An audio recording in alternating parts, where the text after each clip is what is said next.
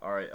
Good afternoon, guys. I thought I'd make just like a shorter pharmacology video. I'm not gonna go into as depth where I'm explaining the chemistry of things, because it's really not important for like the actual practical application of this drug that I'm going to be talking about, which is basically Donepezil, Aricept.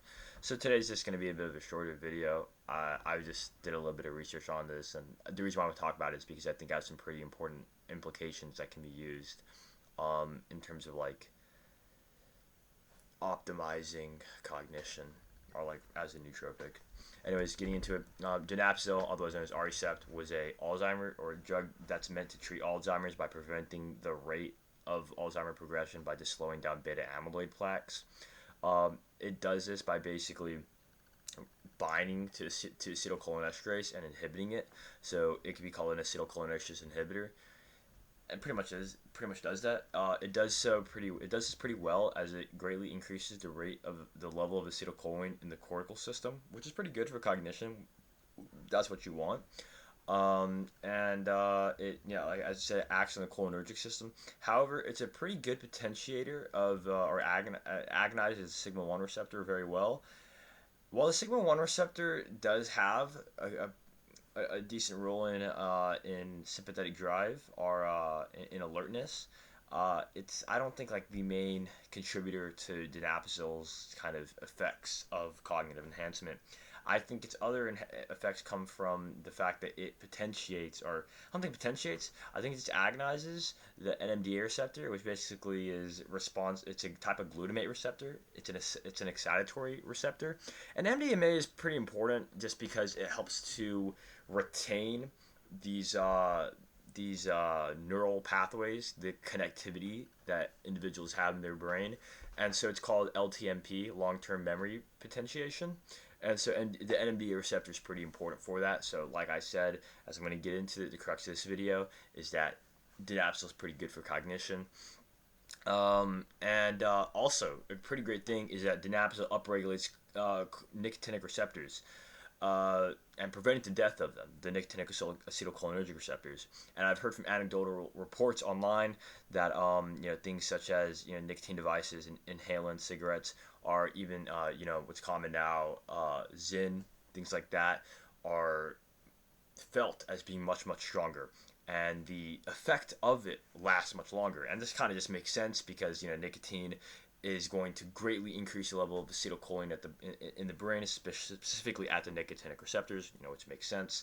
And because there's no acetylcholinesterase, because of the fact that there's Donepezil in your system, it's going to, like, the buzz or the effect of the nicotine is going to last much longer in your brain. So if one were to use nicotine as a nootropic at a very low dose, 1 milligram, via transdermal patch or via like a snus pouch or something like that, Donepezil could be a pretty great option for such individuals. Um, Donepezil does come as a racemic mixture. However, that's what I'm saying. I'm not going to go into the chemistry of it, as your body converts the R enantiomer into S enantiomer, which is the bioactive form within your body. Um, Typically, dosaging when it comes down to this, individuals can go up to 20 milligrams, but in the literature I've seen most studies being conducted from in the ranges of 5 to 10 milligrams, and it's best to just slowly go up and to see how this drug works. Uh, Peak effects of the drug are typically achieved within 1 week. However, once you stop, it will take around, I've heard, 3 to 4 days for it to get out of your system, because the half life of the drug is 70 hours. And now I have heard from other individuals that this is definitely true. From an anecdotal report I've gotten, an individual I know took Donepezil at night, right before bed, and they were up until 6 a.m. in the morning. However, when they finally fell asleep, they had extremely vivid dreams. This brings me into a segue of the fact that acetylcholine is an excitatory neurotransmitter.